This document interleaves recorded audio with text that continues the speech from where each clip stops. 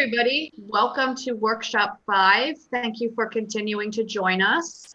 Tonight, as you know, we have some more exciting conversation to have, and this week there should be some more dialogue and back and forth as compared to the other weeks. So hopefully it's a fun experience for everybody.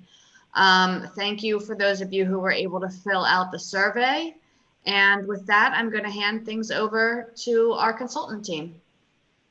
Great. Thank you, Kristen, and good evening, everyone. I'm Tom McGilloway, and again, since we're going live for the benefit of people that are watching this on YouTube, the team will introduce ourselves. Tom McGilloway from Mahan Reichel here in Baltimore. Ori Avon with the National Center for Smart Growth at the University of Maryland. Steve Kellenberg Studio, New Community Planning. And I'm Ann Forsyth. I'm a professor of urban planning and a fan of Columbia. Okay, great. Thank you. So if we, Steve, go to the next slide. So as we talked in previous meetings, we're now at Workshop 5. We're in the synthesis phase of the work. So this workshop and the next workshop on November 5th will be starting to pull together the issues, opportunities, and developing some draft policies and solutions.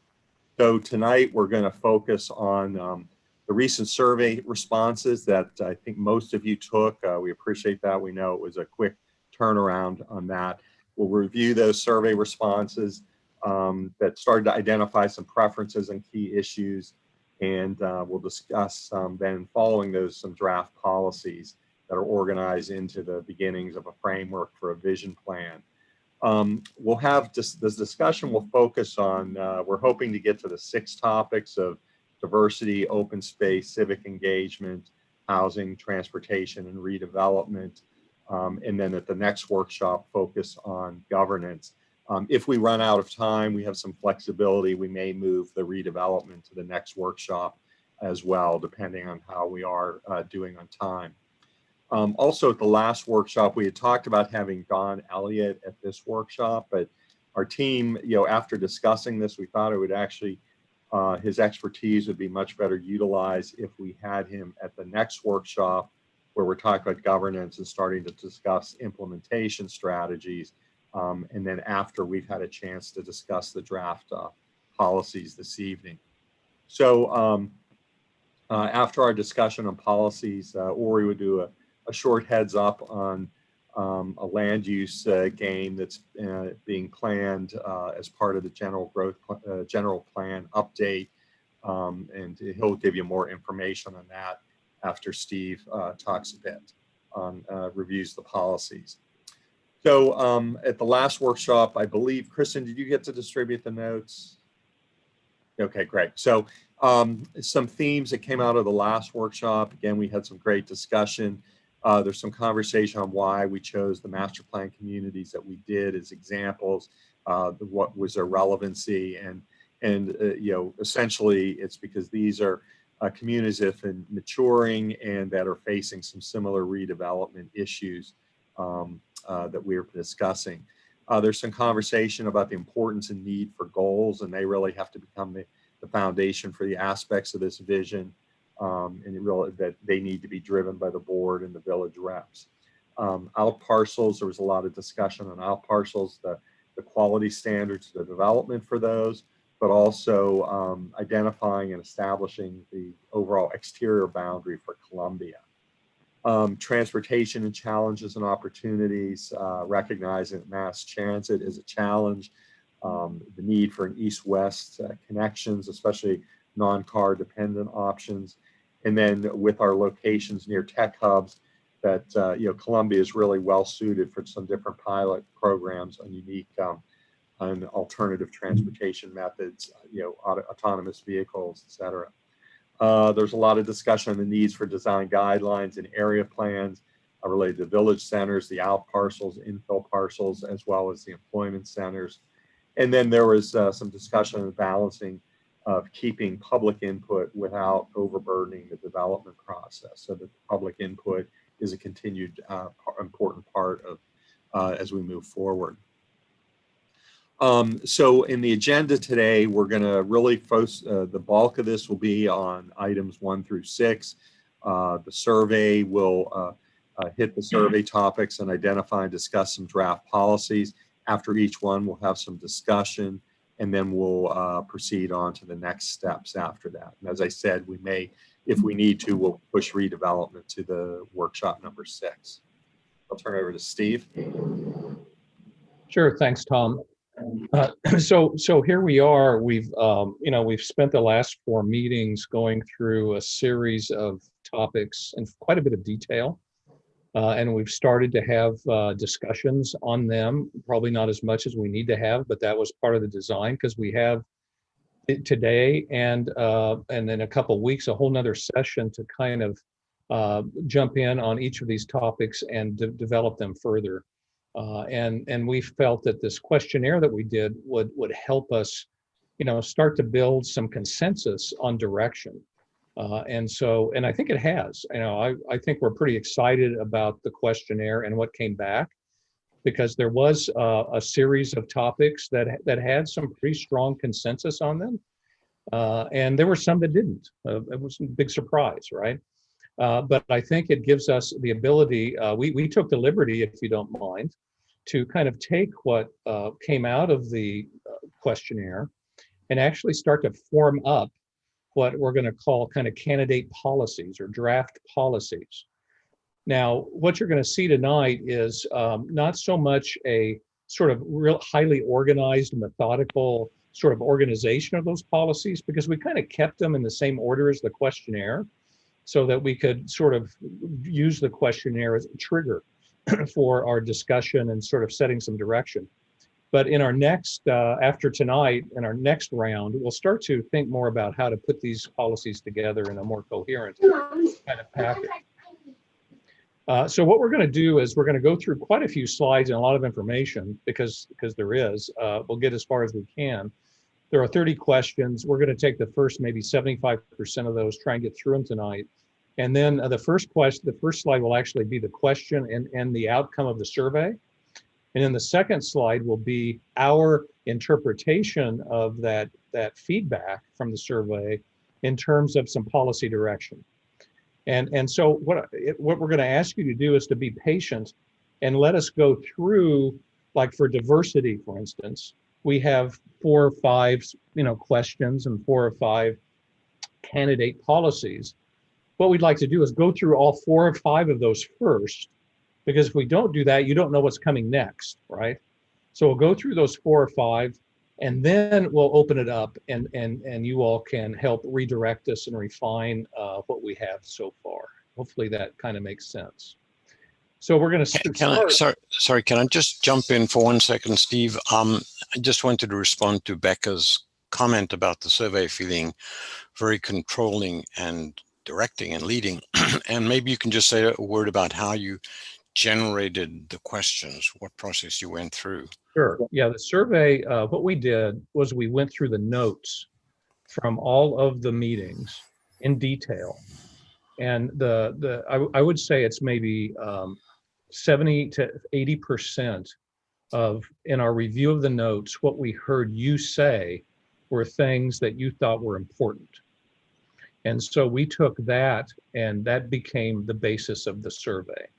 The other 20% was, you've brought us in as experts of new communities, and also people that know what's going on across the country in other communities at this time. And so we have sprinkled some other components in there based on what we know is going on at other times, just to make, because we think that's kind of what you want us to do. But mostly the survey is driven by what we read in the notes from our previous discussion. Does that help? Yeah, and I think we also want to recognize the comments from Ginny and Lynn that with such a hefty survey, it is difficult with the time period to be able to fill out. And we, we certainly recognize that. And this whole process is on a very, tight time frame going from workshop to workshop. So we do recognize that. Yeah, we apologize for the length, but we felt that it was deserved given the topics that you all had talked about, and that it kind of deserves some focus and some time investment. So on that note, we will jump in. So this first set was about diversity, and I'm not going to read all of this. You all, this was all distributed to you ahead of time, and plus you can kind of skim it. But basically, the first question had to do with, are we still supportive of sort of diversity in general? But however, it does, what we heard in the notes is that it isn't the same as it used to be, and that it's more complex, and we need to expand our definition to include income, age, more ethnicity. And so what we found in the survey was absolutely, there was sort of a direction here of, we need to more than just sort of say, yes, we're going to support the policy, but we also need to actually take some action and try and understand our community in more depth, and then take that understanding and apply it to our services and on our facilities. And so the policy that came out of that was, basically what I said, that we welcome the increasing diversity and the additional segments. We want to understand it more deeply. We want to evaluate our cultural programming of facilities to make sure that they reflect the needs of these various segments in our community. We also heard that we need to have diversity in community and village leadership. However, if we start to look at our programs and facilities in terms of supporting that diversity, we always need to be cognizant of our financial framework and sustainability. So that was our first policy. The second question really related to more social equity, because there were comments made in the previous meetings about, we've moved past the simplistic definition of diversity, and social equity is a big issue today. And so we formed up some questions here and some choices. And part of social equity relates to accessibility to facilities. And so do we need to make sure that we are creating equity and accessibility? And there was a general agreement that we did, but there were also some comments that were pretty good about, there's only so much CA can do. The county is a big player in this. So that led us to some candidate policies that we do want to continue to support the founding principles of social equity. It does include physical access, and we do want to ask the county to have a look and maybe perhaps prepare a study as part of their work to make sure that we are providing equal access to various groups within the community, especially those that are disabled and disadvantaged. Steve, if I can just jump in again. So the way these policies were developed, if you look at the responses, we selected the obvious big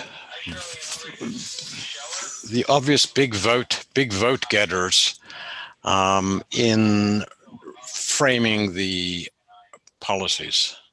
Yeah, thank you for that. And it's actually, it was, what we did is we said, we're going to take those choices that receive the most votes.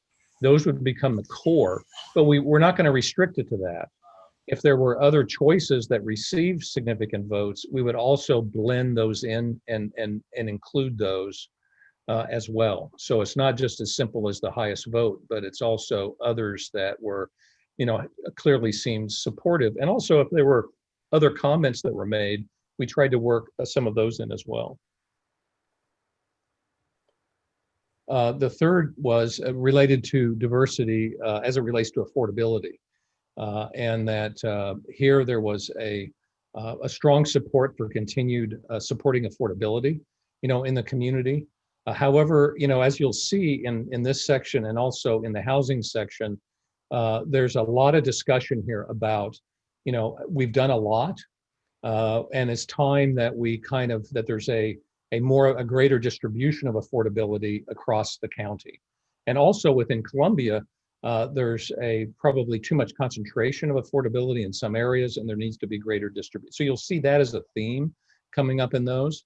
So you'll see here in the policy that Columbia's leadership will continue, and support for diversity of economic levels should be carried forward. But we need to be sensitive to the amount of affordable housing already existing within a particular village. And it's time for the county to be more fairly apportion affordable housing in other parts of the county. So we try to be very clear here what we think we're hearing from you all relative to support for these for this as a principle. However, it's time to retune, this the where and the amount. So anyway, those were the comments related to diversity. So we'd love to hear some response from you all if you think that we're going the right direction here. Yeah, and I don't see any additional comments in the chat, and I don't think as host I could see the hand raised. So, so if you want to chat your name, if you want to speak, that would be, I can call on you. Alan.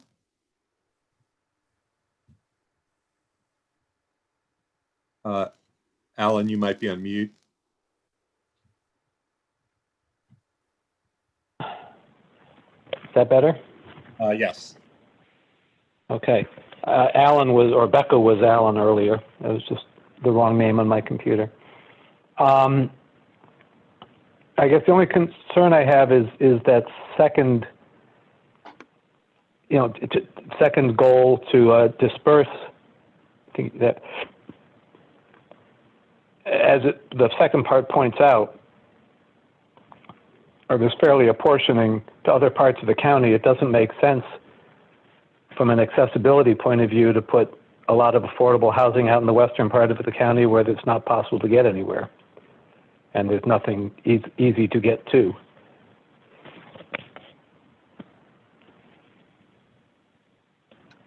Excellent point. And that we were kind of careful not to say equal distribution around the county, but a more dispersed pattern. And so sort of embedded in that, and Tom, I know you're taking notes. The whole purpose of this is to refine these, to pick up on those types of nuance. But there are clearly, certain parts of the county other than Columbia where it can be appropriate because there's transit and there's higher density and there's access to services, and there's other parts of the county where it's less appropriate. So we understand that and tried to stay away from equal distribution and just more dispersed pattern. But let us refine that language. Good, thank you for that input. Yeah, that's good. And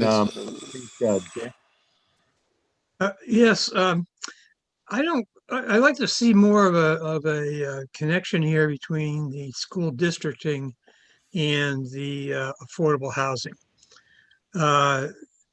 The thing that happens is the better the school is perceived to be, the more expensive the housing in that district becomes, and the less accessible those particular schools come to people who can't afford to pay extra money for less house.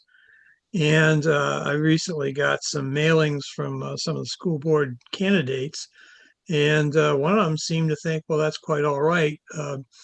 The only solution was not redistricting, it was rather to integrate the communities. But as long as we have that pricing abnormality, we're not going to have that happen.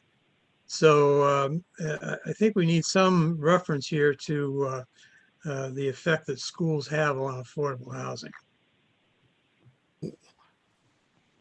I guess the question I would have is, I mean, we can acknowledge that as an event, as a situation. Is there any kind of, what can we do about that? I mean, how do we turn that into a policy, or what are your thoughts? Well, I'm thinking at some point, maybe when we get into what needs to be done, maybe that's the time to address that problem. I mean, when we're talking about covenants, or who's going to enforce covenants, or whether we need area zoning for Columbia, I think that school issue really is a critical part of the problem. Okay. I think let me go through the chat here. We have, so I know Jen or Bryn, you had some comments about affordable housing needed everywhere, including Western Howard County. Do you want to talk a little more about that, or did you say everything in the chat? And keep in mind, we have a whole section on housing coming up. You know, this is. Yeah, I'm fine if we keep moving. Okay, great. The first person was Laura in the chat. Do you have anything you'd like to add? No, my point was just that Howard County is much larger than just Columbia and Western Howard County. And so I think exactly what's been said already, we need to think about other areas across the county. Well, and excellent. Yes, good.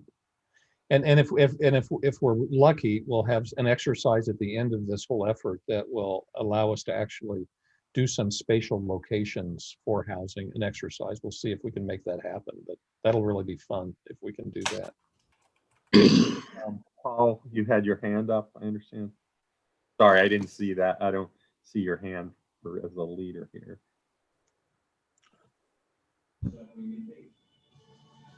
And Jenny, I see you have yours up too, but Paul, were you there? Are you on mute? Yeah, I really agree with what Dick Bolton is saying. We are not getting basically educational diversity in our schools. And it's due to basically rental concentrations and affordable housing concentrations. And that's promoting a downward spiral in the older villages, because what people are looking at are basically the farm rates in the schools. Now, to turn that into a policy, you would have to look at, which I believe the Housing Opportunities Task Force has done, you know, where the concentrations currently are. And the policy would be that you would not be putting more affordable housing into those high farm rate schools, that you would be deconcentrating by putting any affordable housing into schools that have a very low farm rate. And there are a lot of schools that have like 5% farm rates. Other schools have 40, 50, 60%. And that's now bifurcating Howard County between the very wealthy and the folks on the low end. So that could be a policy where there's an active deconcentration. Developers are given incentives, which they already have incidentally, to go into other parts of the county. So that's my comment on this issue. Well, thank you, because we saw that brought up on your comments on the questionnaire, but in all honesty, we didn't know quite what to do with it. I think what you just said really helped us understand where to go with this. So thank you. Okay. Jenny, you had your hand up. Yes, thank you. 2 quick points. One on Alan's point about affordability. We can't have it out in, say, the western part of the county because of, I guess, transportation, he said. I disagree with that. I think my experience has been, and I was kind of surprised about this in our community, how many people in affordable housing, in fact, a total low income housing project I'm thinking of, have cars. So there is transportation and there's also neighbor ride, there's other things.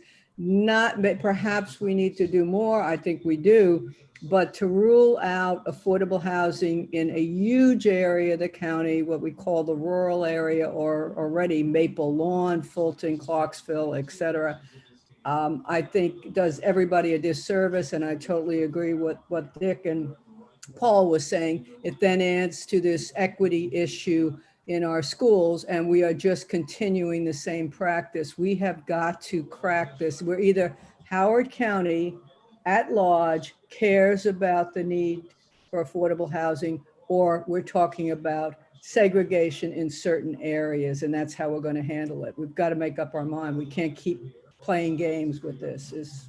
Thank you. Excellent. Thank you. And Kristen, I don't see, I know Sherry's trying to get in. I don't see any message from her to let her in. So. Okay, I'm trying to work with Sam. I just shot him a message as well. Andy Stack, would like to say something? Great. Thank you. Tom and Steve, I agree with Alan's comment, particularly about the western part of the county, because I mean, that sits outside of the water and sewer district. It's always been looked at as kind of I'll say more of a rural part of the county. It is difficult to put like affordable housing in a place like that because it doesn't have services, it doesn't have transportation. Yes, people might have cars, but that's a big difference between trying to get to your job. If you're in Columbia, you've got bike paths, you've got ways that you might be able to get to downtown, to the industrial areas, things like that. And I think really it's got to be a serious consideration that you can't just put affordable housing anywhere. It has to come with transportation services and things like that. And so there may be just certain areas of the county that can absorb it and others that can't. But I want to agree with Alan. And then Alan, I see your comment about cars. Was that just something that did you want to say something about that? You know, we have to recognize that cars still cost money to operate, that you know, even if you own a car, it costs money. Do you want to elaborate? Well, I just, you know, right now people who can't afford to live here, they live out in Carroll County or various, and then that just means they've got longer commutes, they've got childcare costs, they've got the cost of the drive. It's not as simple as to say, okay, yeah, you have an affordable place to live. Thank you. Steve, we don't have any more chat comments at this point, so we could go on to the next open space. Okay, that was an excellent discussion. Not that we ended up reaching consensus, but at least we have clarity on divergent points of view. I think that's still progress. So on open space, we had a couple questions. One of them had to do, recognizing that most of the open space consists of natural woodland that is associated with drainage ways. And one of the things that had come up in the meetings was this fact that a lot of these drainage ways are affected by upstream drainage outside of Columbia. And there should be more of a shared relationship with the county on managing that. So we developed a policy acknowledging that, and that we continue to request the county explore maintenance or aggressive upstream management programs. And it was pointed out in the notes that to a certain degree is already happening, and there is a good relationship with the county on those. So we're acknowledging that and saying continuing our cost share relationship. So it sounds like it's happening, but it sounds like we want to keep the pedal to the metal on this and maybe even enhance the effort to a higher degree. We had a question on the trails and how acknowledging that there's a robust system.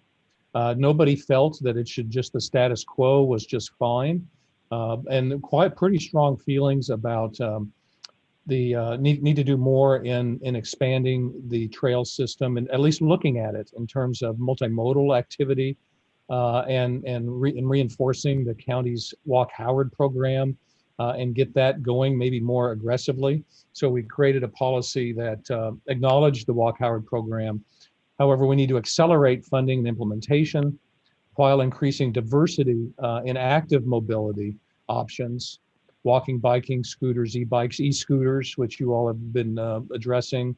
But then also talk about additional studies should be commissioned to look at expanding key segments for multimodal use, creating more width or even multiple lanes if needed, bike versus walking, and improving signage came up several times. And also this topic of doing more with the trails, making them more engaging with additional activity components to encourage higher use levels. So there's a whole bunch of ideas in there. Steve, Allen had a question regarding the survey. Mhm. It goes back to the leading nature that I experienced with it. If you go back to that survey question about this one, a lot of the questions, you'd have A, you'd have B, and then you'd have C, which would say in addition to B. What if somebody only wanted C but not B? It felt, that's what part of what felt very leading. It felt like you couldn't really pick among them. You had to follow the logic that was already built into the question. Well, we did that on purpose, and well, first of all, providing the other option allowed you to actually do that. You could actually say, I want to do 3 without number 2, but the basic questionnaire was purposefully constructed so that you were kind of forced to. You could either say, well, the status quo is good, or we can just do a little bit of intervention, or we can do a lot of intervention. We purposefully did it as a stair-stepping up so that we could gauge the level of intervention that we wanted to do, rather than just have a series of multiple choice questions, which in a way doesn't help us as much in gauging the level of ambition that we have on these particular topics. So it was I hear, Mhm. and yet B talks about county involvement, and C talks about trails, which are typically been a CA thing. So they just felt very separate to me. Our observation is that the county is very involved in Columbia trails. I mean, the county Howard Walk Howard program probably has its greatest level of programming and funding and intervention in internal Columbia. So, and it was actually some of the comments that were made in the meetings were that the county should take primary responsibility for funding and working on the trails in Columbia. So we thought we were following the sort of past history of trail investment, as well as comments made in here. But if you believe that Columbia should actually, the CA should take on more financial responsibility, and rather than the county, we can certainly discuss that as an option.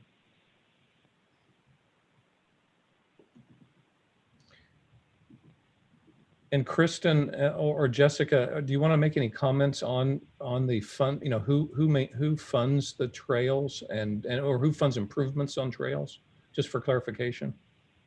Yeah, I think it's always a little bit of a separation between the historic infrastructure of Columbia's pathway system that CA has and the multi-use trails that are being constructed following along the right-of-ways. A lot of them are being constructed on CA land, but they're county initiatives is sort of my understanding of what we're seeing. Obviously, a case-by-case basis for different projects are different.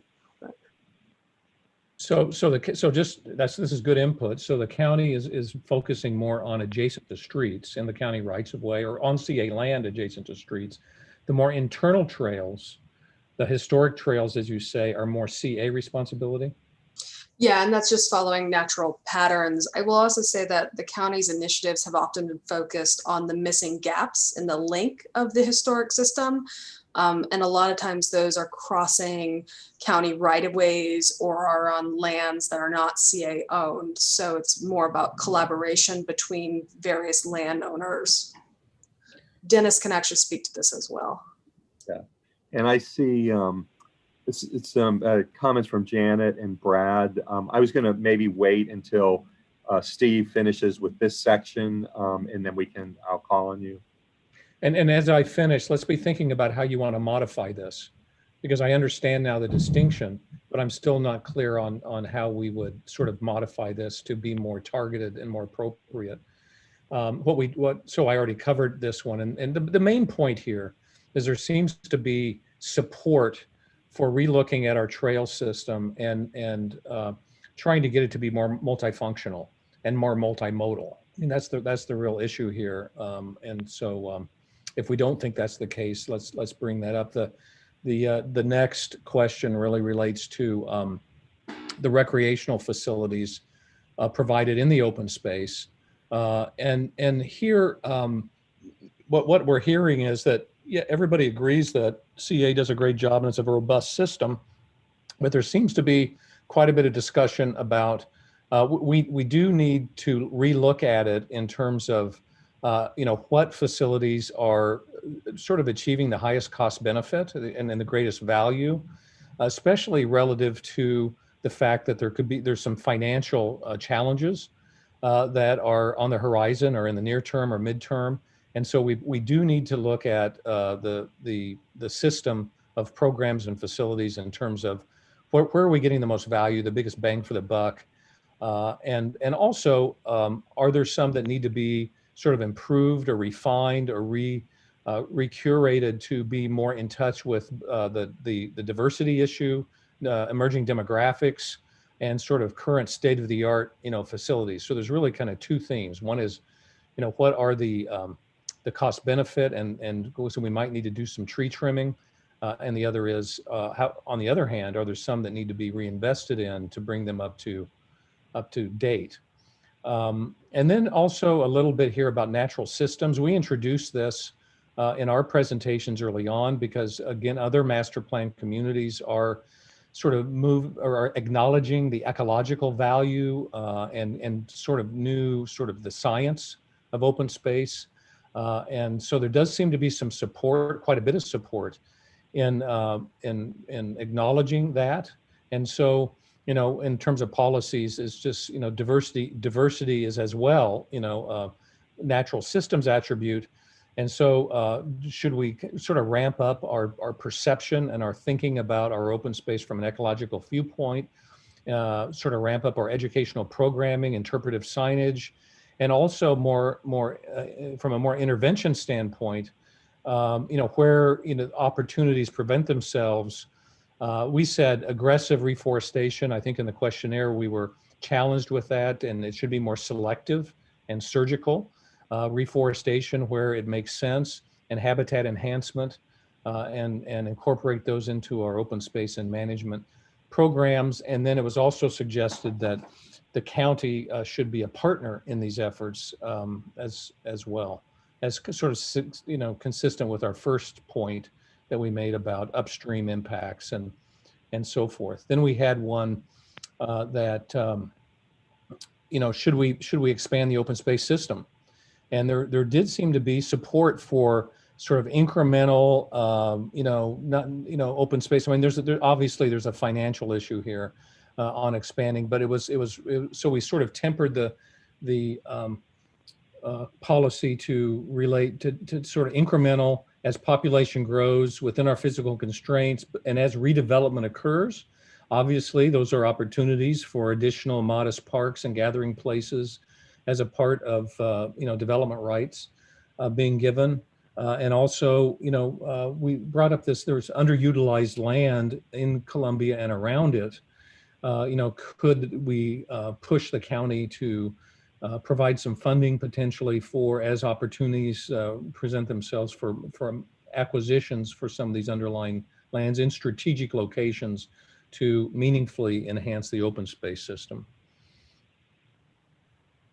So that's kind of what we had on open space. Further discussions on that? Yeah, and before we get into that, from a logistics standpoint, I'm gonna, on the next couple topics, just wait until Steve goes through all his points before calling on people, unless there's something immediate that you need him to clarify, or you didn't hear it or something like that. So maybe in your chat, if you could indicate that need him to repeat something or something that we know needs immediate clarification.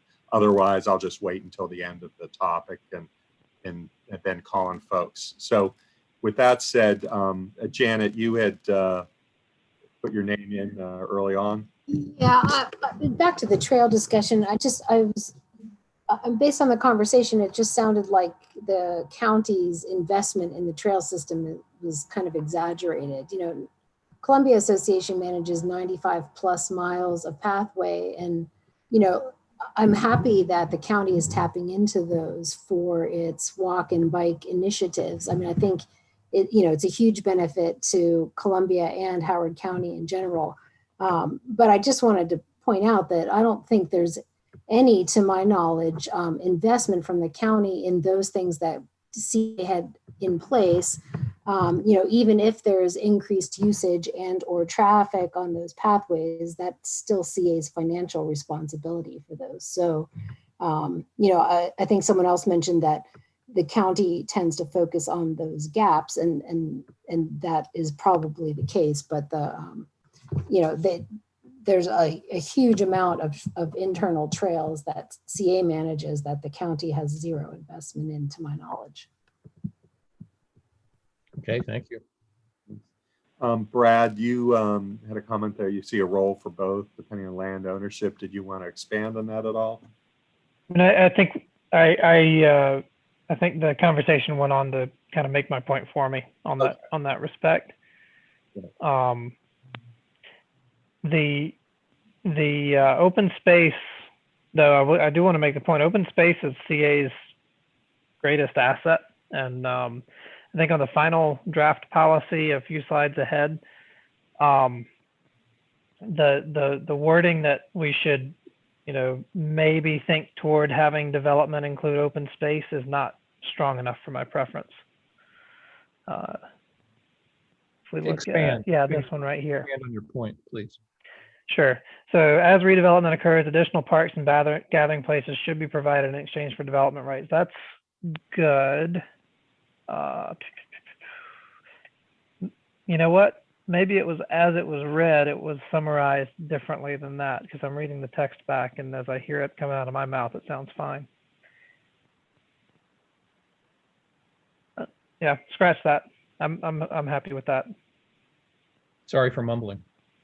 No problem. That's good. Thank you. Lynn. Wait, let me see. Andy, Brandon, I'm sorry, you were next. Oh.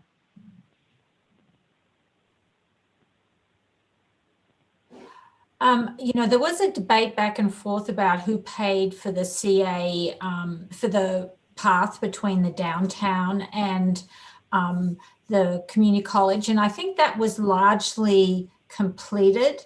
And so my take on the next person is Andy. Okay, great. Okay, yes, Andy. Yeah, actually, Brad had raised an interesting point. One of the things that's missing here, and particularly, like I'll say, your draft policy, Open Space 5, is, yeah, we have a lot of open space, but what really helps make it unique is that it's linked open space. And so the thought, and this is where I see a lot of problems in the county, is they just tell the developer, well, create an open space lot, and they do. And that's really great, but it doesn't connect to anything else. And so when you said here, redevelopment occurs, additional parks and gathering places should be provided, but I think it has to be stronger. It has to be that those parks and gathering places have to be connected with the existing instead of creating these small little isolated parcels. So I just wanted to put that out there, that you might want to think about also including something about having the open space connected. And actually, key and meaningful locations is code for that. But obviously, it shouldn't be code. It should be clear. It's interesting that a lot of communities do what we call green infrastructure master plans, and green infrastructure master plans are doing exactly what you say. They say, here's the open space system as it is. And if we're going to invest in expanding that open space, we really need to do it in key and meaningful locations. But here's where they are, and they are locations that do connect to and expand an existing green infrastructure network. I think, Tom, if you could jot that down, I think we should add that there should almost be if acquisition expansion is something you want to do, we kind of need a master plan to the extent we can to show where that best would occur.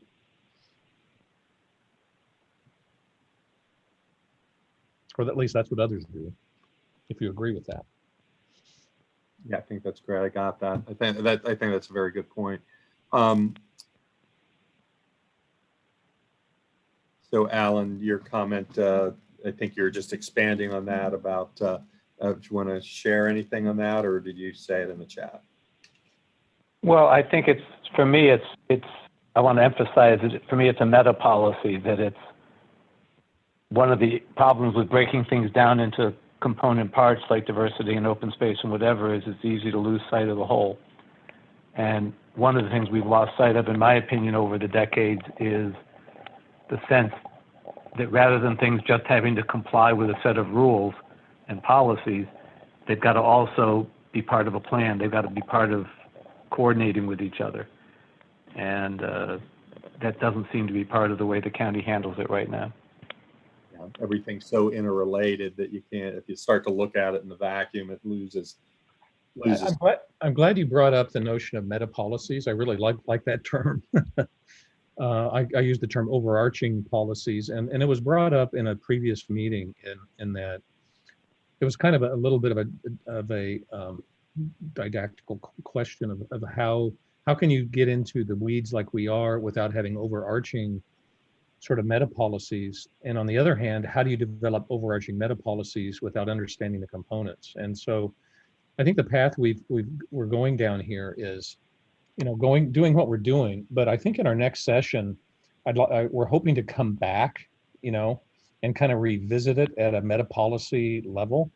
And in fact, Uri is taking this on by looking for some patterns in where we're going with these different components and trying to elevate up to the next level of abstraction and look at, okay, what are some overarching policies that kind of put their arms around, the patterns that we're seeing here in your preferences. So in the end, we're hoping to have both levels, the meta policies, and then this kind of level that falls underneath those, if that's encouraging to you. Thanks, Steve.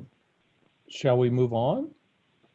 Yeah, Jenny, did you want to say anything about in lieu of open space, or?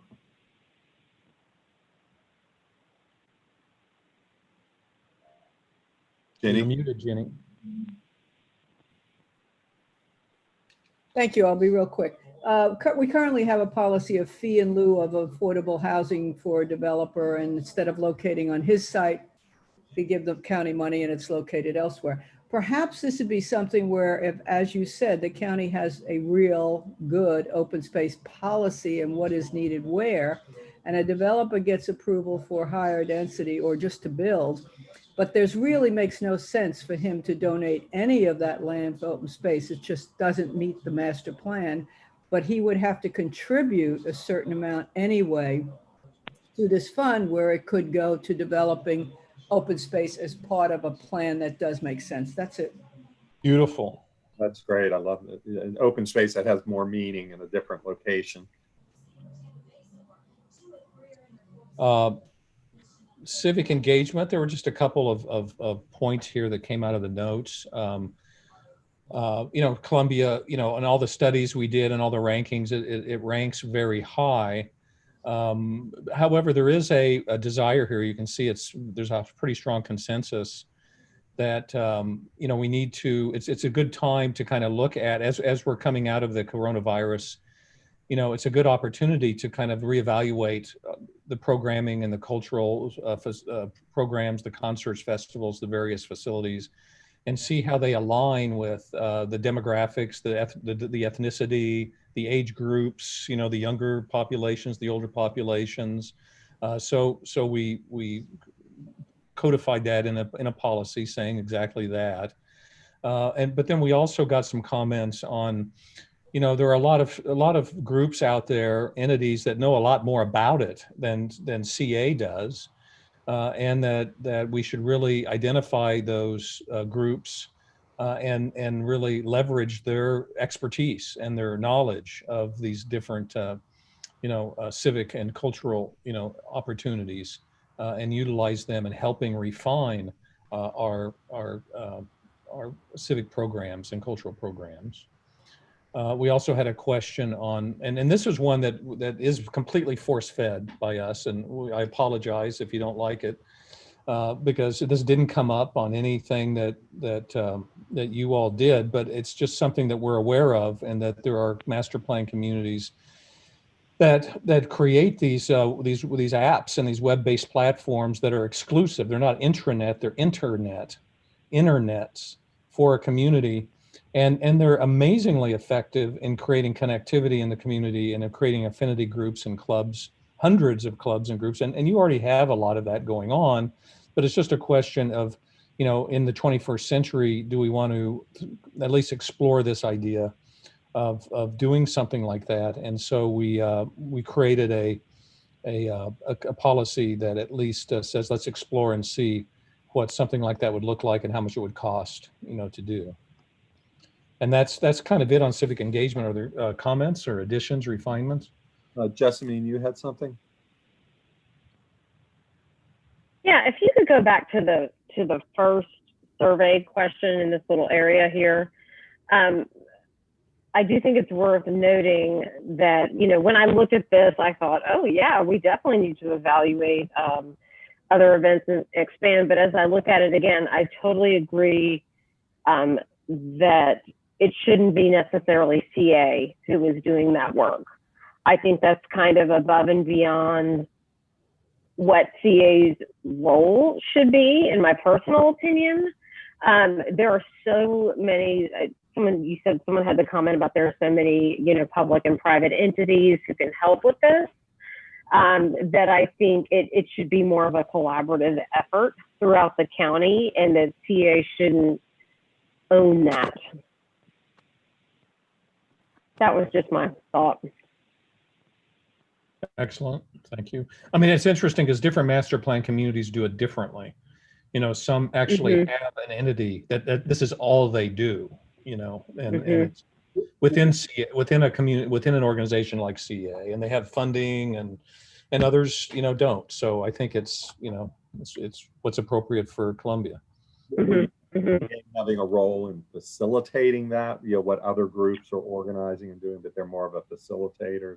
Yeah, I could see the benefit of that, of sort of, if you're looking at some sort of like a collective impact type of model where maybe, CA is sort of the backbone and helps coordinate it, but there are other organizations who are involved. I think that one thing that I see a lot of in Howard County specifically is just a lot of duplication of events and groups and activities, and so making sure that everybody's not reinventing the wheel with everything that they want to do. Like if we have an arts festival, we don't need another arts festival. You know what I mean? So just kind of making a bigger group that's involved in that, so it's not CA trying to be everything to everyone. Okay, great, thank you. So we have Alan and Lindell and then Paul. Yeah, we have an ongoing question about what we did with Symphony 5 or 6 years ago. And Lynn's absolutely correct. We still own the land. We just can't do anything with it because we gave away a permanent easement to it for people to do things on it. So that would be something that's my concern as we think of, certainly that we're not in the concert business, we're not in the whatever business, but that doesn't mean we should give away the right to use our facilities, including our open space land, just because somebody else has an expertise. Okay. Lynn, did you want to add to that? This is an issue we are all very, very familiar with here. So I don't think there's anything more that needs to be said right now. Is there a policy direction related to that topic? The Inner Arbor Trust was granted a perpetual easement over the development and programming of the woods, but it's done very much in cooperation with CA, and we are talking currently. We're about to present a reimagined concept for the park, and we are talking within the board and otherwise about CA taking back, more ownership and control of parts of the park. So it's an ongoing, but it is CA designated open space, which is curated and programmed and developed by a 501c3 so that we can get money from the state, money from the county, private money. We don't need to use CA money to do all these other things. I see. And just for full disclosure, Lynn is the executive director of that nonprofit. No, I'm the chair. Chair of the board. Yeah. Thank you, not the executive. Not executive director. Oh, no. Actually, she's one of the CA reps to that board, as is Janet Evans. Correct. But she's also the chair of their board. But as a CA rep, okay. And Well, I think CA rep is always the chair of their board. It just happens to be that right now. okay, we have Paul, and then Dick and Andy. Yeah, I agree that, you know, we have events and the rest of that. However, I look back to the classic definition of civic engagement, and that is people engaged with their government. And I frankly see little of that today in the villages and with CA. We have everything being run by volunteers, yet getting people to volunteer is a hard sell. Matter of fact, people just don't do it. So, you know, when you talk about civic engagement here and just focus on the cultural, I think you're missing a real big area that we've got a problem with.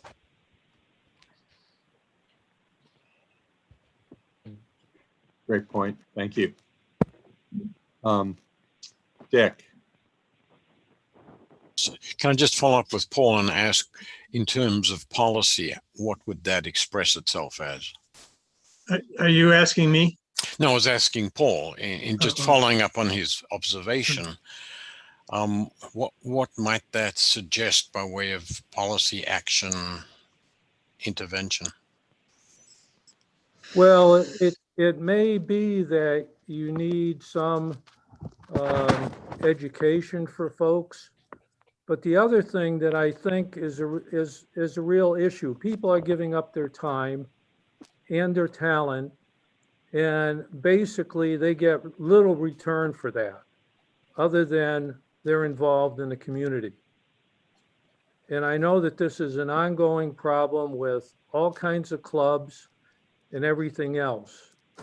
The current demographic, basically the Generation Xers and the Generation Zs, are not involved through these types of clubs and everything else. They do everything on a spur of the moment sort of way to put it.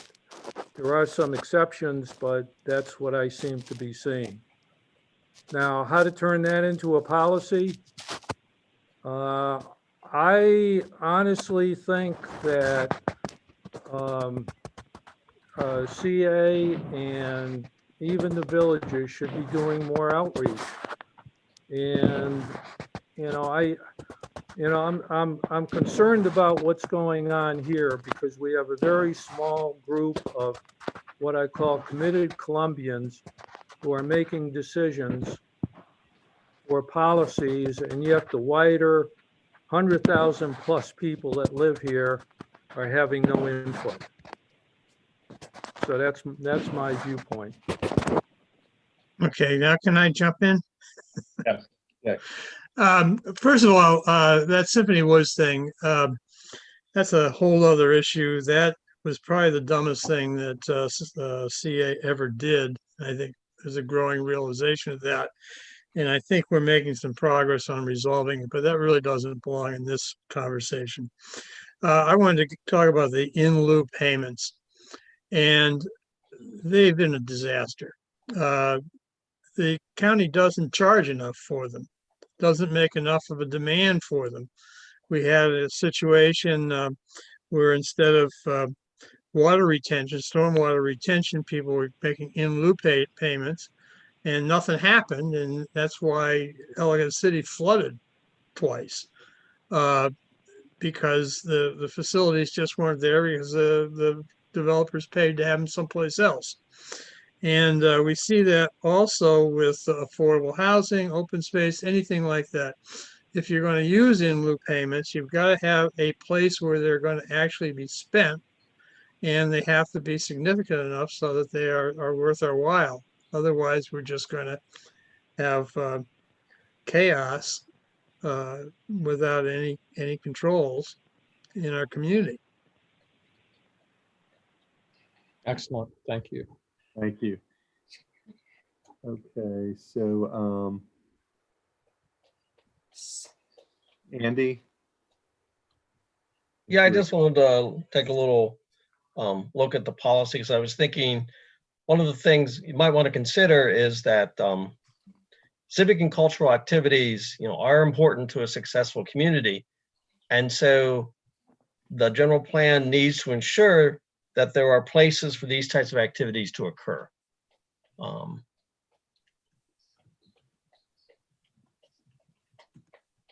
Right, thank you. Okay. I think Jess Duval had a good suggestion for maybe how to take this a step forward. And after that, Laura, Andy, and Ginny. Thank you, Ann. I'm looking through the list there after my notes. So, Jess, you want to?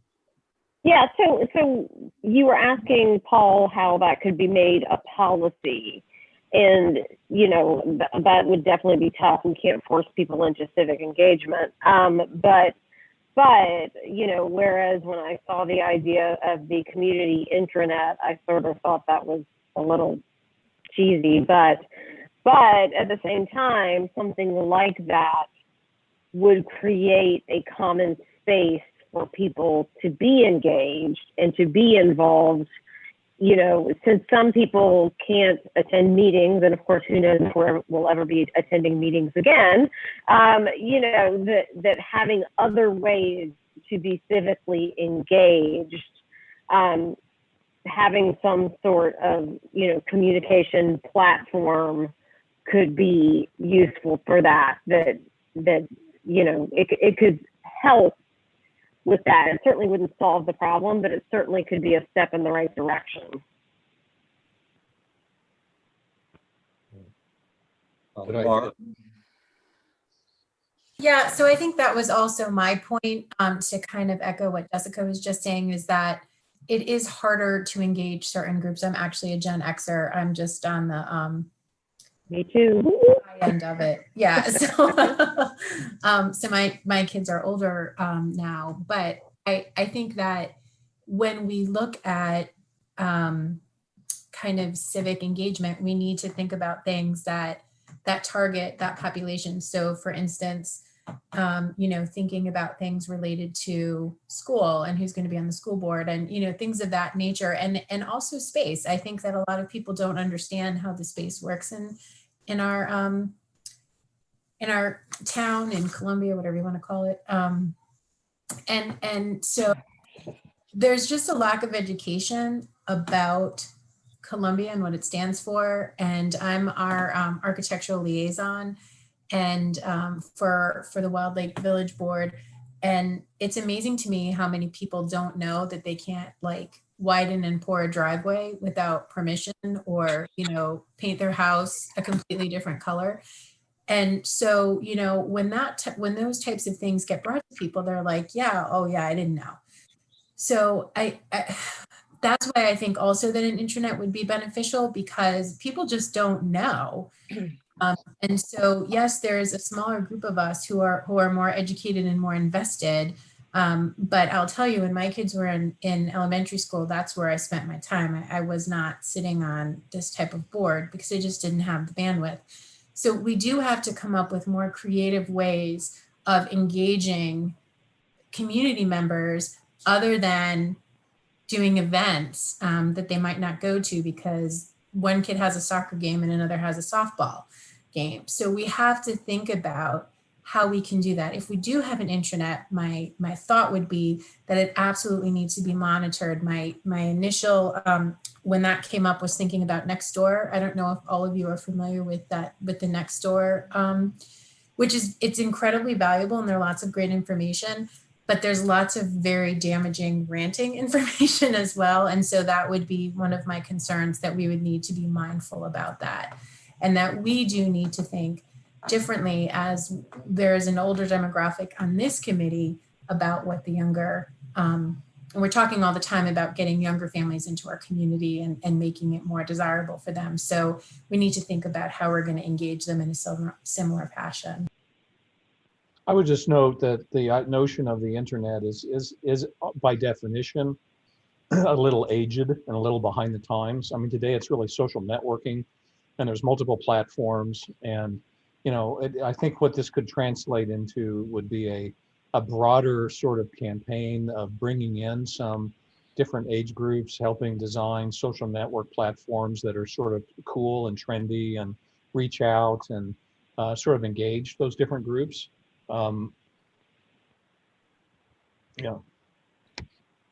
Jenny, you have a comment about needing an approved plan. Can you elaborate on that? Yes, yeah, but one quick congratulations to Milton in terms of getting other generations involved. Milton's baby, so to speak, was the Millennium Task Force, and he developed it, and the CA board then created a committee. Sherry is our liaison to that. So we understand that, and we're beginning to learn a lot about social networking and how we need to communicate better. Those are good points that you guys made.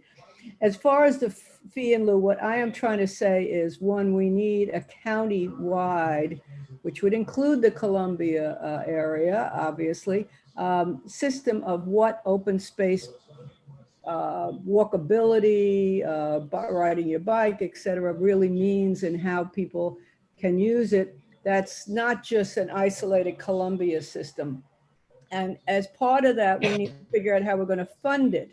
What I am saying is, we may not have the money now or in the future. So let's look at creative ways to be funding it, and the county should be doing the same thing. Fee in lieu, I don't think we should throw it out, because it's been a total failure, in my opinion, with affordable housing. If we can develop it with enough safeguards and really know what we're doing, it's just another option, one other option, that's all. Great. Thank you. Thank you. I might say Jansen, because you haven't talked yet, and some of the other folks who have comments have. Great, thank you. Yeah. I mean, I don't necessarily want to reiterate verbatim what I just said, but I know that someone, I believe it was Paul and Alan, were making comments in the chat, and Paul made a comment about, I guess, the definition, his perception of what he views civic engagement. But just a quick search on the all-seeing Dr. Google will tell you that civic engagement espouses both political involvement in your local community, as well as non-political involvement, whether it's volunteerism, et cetera. So I just wanted to make sure that we're all on the same page when we're discussing and entertaining civic engagement. And further, I just, what Laura indicated resonates to me. I mean, even with all due respect, the majority of people that are civically engaged in this group, they tend to come from the baby boomer generation. And so when they're looking at how they see the future of this new town, it will likely diverge from how members in the Gen X, mid to younger, millennials, those with young kids, school age kids, elementary age kids, and those that are newer families, this type of civic opportunities they are looking for, whether it's entertainment, et cetera. So, and the fact that one of my fellow board members, a newer transplant into Columbia, and a millennial, as he came to Columbia less than a year ago, started the Meriwether Post, and that's become a blog that many people already utilize. That tells you that there is a need and necessity for some sort of central social repository of this sort of information. That's all for now. So I think there's some chat. It looks like there's some conversation and confirmation of some things that have already been said. It's 8:15, so we probably need to take a break. We'll do a 5-minute break and join back in at 8:20. Steve, do you want to put the break slide up for the live cam? Great, thank you. It's the best slide in the show.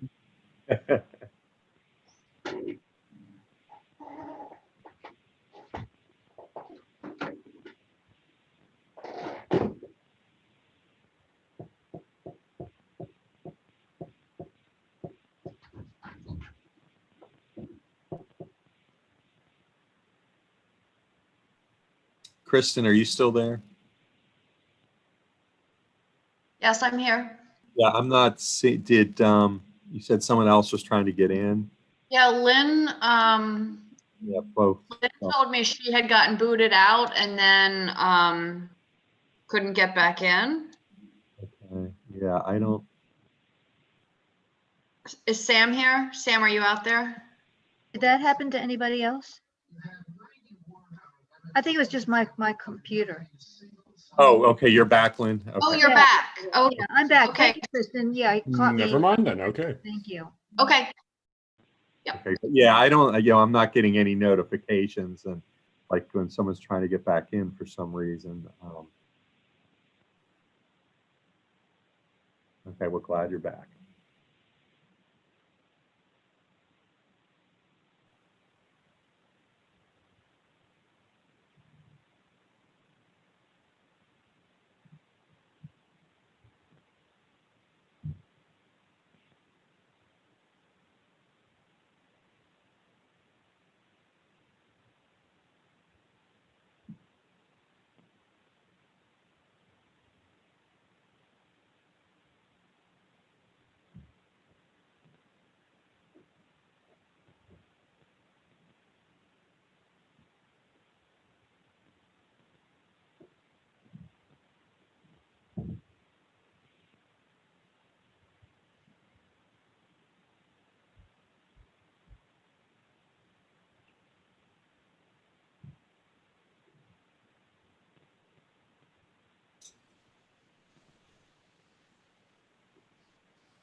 Hey, Tom.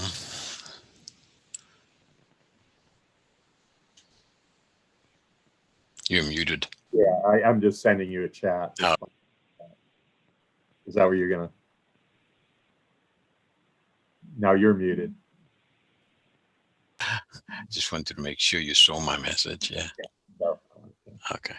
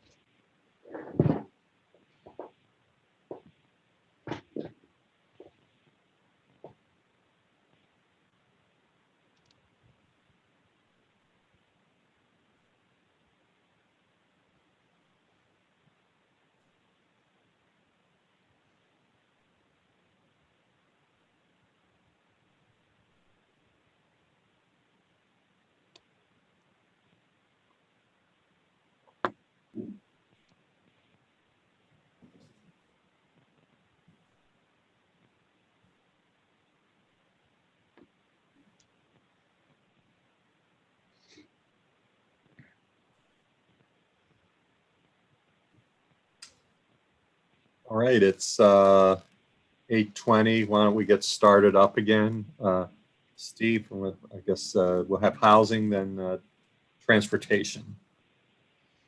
Okay, housing is one of the longer subjects, so bear with me as I go through these. There's quite a bit here. So hang in there, and then we'll have a discussion. You know, at the end. I'll wait until Steve is done before calling on anyone.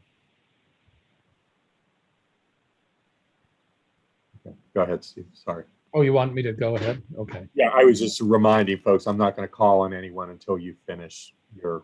Okay. Okay. You know, the first one is really a general topic that just sort of acknowledges that there's a jobs housing imbalance and that this is having an impact on affordability as well as quality of life impacts with longer, commutes. And there's a number of sort of policies that were listed here that aren't necessarily a ladder. Some of them are independent, but clearly there was a consensus. This idea that we need to be more proactive in working with the county and the general plan update to provide new redevelopment incentives, design guidelines to facilitate redevelopment and so forth. And so we develops really kind of 4 points here. And we first of all, we need to encourage new housing. Okay, that's sort of a fundamental.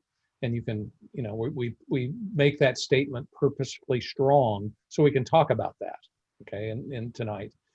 And we say that even though there is new housing coming in downtown Columbia and is helping, that there's still other opportunities we need to look at in village centers.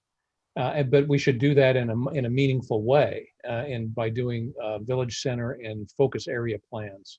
And not necessarily for all of them, but for those that need them the most. And that those would help encourage housing at an appropriate scale and density. We also need to work with the county to create new redevelopment incentives and design guidelines that facilitate the redevelopment of older apartment projects. And then the amount of affordable housing included needs to be village specific and sensitive to the amount of affordable housing that already exists in some of those villages. And then the comment was made that all of this is fine, but we need to look at the governance structure and our relationship with the county if any of this planning is going to actually have any impact. That point was made several times. Continuing on here, that the general plan update provides an opportunity to discuss all of this. I mean, this is a potential mechanism and tool for us to use. That's kind of why we're here tonight, right? Is because the general plan is going on and we're trying to develop a position that can be inputted into that. And so there was a fairly strong response that we do need to take a clear position and that new housing is needed and that redevelopment, but however, it should be spread equally across, or not so equally as probably we've already talked about. Some parts of the county are probably less receptive or appropriate than others. We sort of acknowledge that, but at least more equally across the county, including Columbia, on a fair share basis. And that also, in addition to that, really a focus on these potential redevelopment areas of Gateway. Downtown Columbia obviously has its own plan and is going gangbusters. But these other areas, Gateway, Dobbin Road, Snowden River, should play a big role. So we have a policy here is that it's needed, but however, fair share basis with affordable housing also being widely distributed, and that these focus areas should be elevated for receptors for new housing, partly because they're located in areas that are less impactful to the village cores, the internal village character. We had one, again, that discusses jobs and housing balance and how they're impacting affordability. And this is, we're kind of agreeing here that, there is this, there is a mechanism of doing low income statutory affordable housing. But the real issue really is in mid-price workforce housing. Because if we had more of that, it would take pressure. It would provide housing for sort of mid-level workers that are finding a hard time to afford to live here. And that one way of getting to that is by developing, again, village center focus plans, revised guidelines, and streamlined approval process. So that leads to these policies, and says that we're doing our job, and on low income statutory affordable housing. We need to focus more on mid-price housing. And one way to do that is in the village centers, and also, but we can't achieve that without developing better guidelines and doing these village center focus plans, and really look at the approval process. And next, in our next meeting, Uri is going to take us through a more detailed discussion of the approval process and the governance structure. So that's not meant to be a focus of tonight. That will be coming up, but we do want to acknowledge that. And then we do focus on affordable housing here, and there seems to be a very strong consensus. And I think Paul and others have really driven this home, that it's too concentrated. It's having a negative impact on schools and on some of the villages. And so we're taking a strong position here that our low income housing is too concentrated in several villages, and we need to work with the county and use the general plan update and new redevelopment opportunities to, over time, decentralize affordable housing from what it is today in Columbia. And then we just have a couple more here. We move now into more sort of the fabric of the community in our lower density neighborhoods. And there seem to be kind of split feelings about what we can do in these in our existing lower density neighborhoods, although pretty strong support. I mean, 8 votes here for ADUs, making ADUs accessible, or at least a program, and clarifying how they could be utilized within the neighborhoods. And then maybe other types of small scale redevelopment could also occur by taking larger single family lots, adding or redeveloping them to duplexes or triplexes. And then we added this line of new guidelines need to control the overall size and character if they do that. So it feels like more of a single family home architecture and not a multifamily project. And there's a clever ways of designing these projects where it still feels like it's a large single family home, even though it's multiple units. So we capture those ideas in these policies and then there was also, which I didn't mention, some concern about mansionization, and that and there was split feelings about this, but we put it in here for discussion, and that there needs to be some guidelines on scale of redeveloped or added to homes relative to the impact it has on the neighborhood, and then some policies that say ADUs are something that could be encouraged. There needs to be some guidelines for them, and that we also, the smaller scale redevelopment, encouraged with some guidelines on those as well. And then just talking a little bit about the mix of housing from a policy standpoint. And there was sort of a split here, a group that felt that our single family townhomes and apartments are just fine, especially given the fact that we're adding more urban housing in the downtown, but also a little bit larger feeling that to the extent we can push for more progressive housing types. There's a lot of discussion and trends going on in other communities about co-housing, about extended family, multi-generational units, ADUs, micro units, and more product segmentation that's occurring in other MPCs that relates more to younger families and different stages of life. So we did take that feeling and put it in, and not sure really where this goes. It's really more of a policy and an incentive and a push. We need to do some more work as to how this actually gets implemented, but just try and push for a broader segmentation and more progressive housing types to match the various family types that are emerging in the demographic these days. So that's a lot. Apologize, but this is a huge topic, and you all in the notes and over the last weeks talked a lot about it. So tell us how you'd like to add or modify those positions. So I recorded everyone in the order they're coming up. I know Paul related to this last idea of ADUs. You had a comment about, alternate housing not being allowed under the current RAC review. Did you want to add anything to that? And then we'll go to Alan. Yeah, I would add to that because I saw a very slow implementation of going to any changes to our existing housing. We should keep it as it was 50 years ago. ADUs on the small lots that we've got, although now a quarter acre is considered a big lot, and putting ADUs on it, I would just see a whole lot of people that have a whole lot of problems with it. I understand that they put 3,000 square foot houses on 1/8 of an acre these days, but I frankly don't see it happening. I mean, I just, yeah, it might be a goal, but if you've got to work your way through the village RACs, they're not going to allow it. Do you think part of that would be people not understanding, how it could be done well, or being real familiar with good examples of it? Or well, to give you an example, we went ahead and actually had an architect draw up for us some changes that could be made to the single family homes here so that they would look different.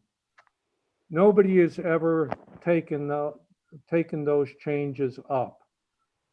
The wider issue is that if CA really wants this, they're going to have to get involved with it. They have never gotten involved with it. Now, maybe this is a time for them to change. But I frankly see us at the village level not adopting these ADUs because of the covenant restrictions.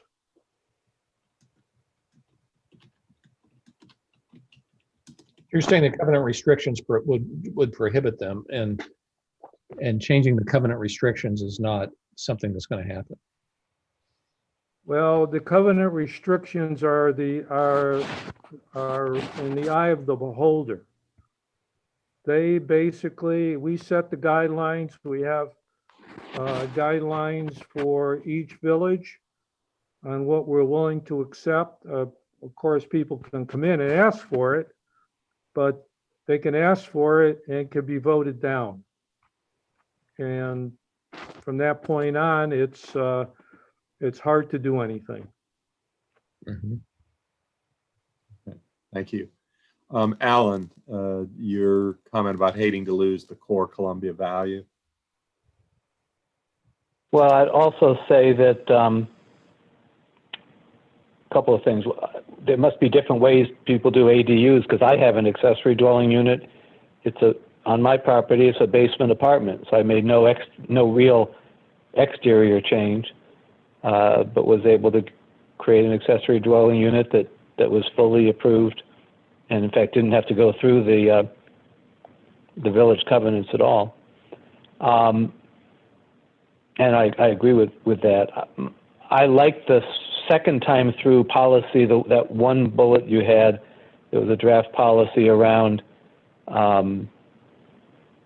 back a couple of slides of this one here. That's I think the problem is too concentrated. This one, I like this one because it focuses on Columbia. It's too concentrated in several villages, I agree.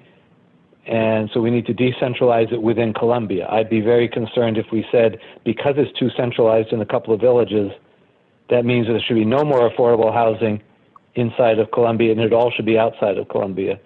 Because to me, that loses our value, which we allowed to go away in River Hill and Dorsey, and not have affordable housing mixed in and spread throughout Columbia.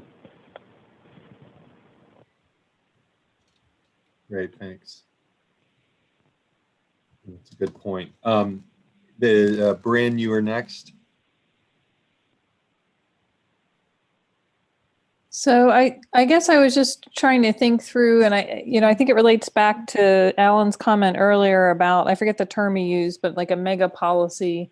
But I was just thinking through, we had policy statements that talked about Gateway and Dobbin, and we also have some policy statements that relate to the villages. And I haven't really thought through as we develop Gateway and develop downtown and develop Dobbin, what is that impact going to be to the villages? Because we've already seen the development along Dobbin and Snowden and some of these other places, the impact they had to the original Rouse concept of a village. So I think the focus plans for the villages need to be kind of done hand in hand with the planning for what we would intend to do with Gateway and Dobbin, et cetera, because they're going to impact the viability and the use of the village centers.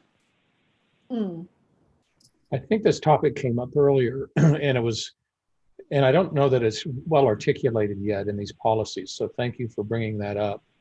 And that is, I think there is something in here someplace, I forget, but it talks about a larger vision plan for Columbia.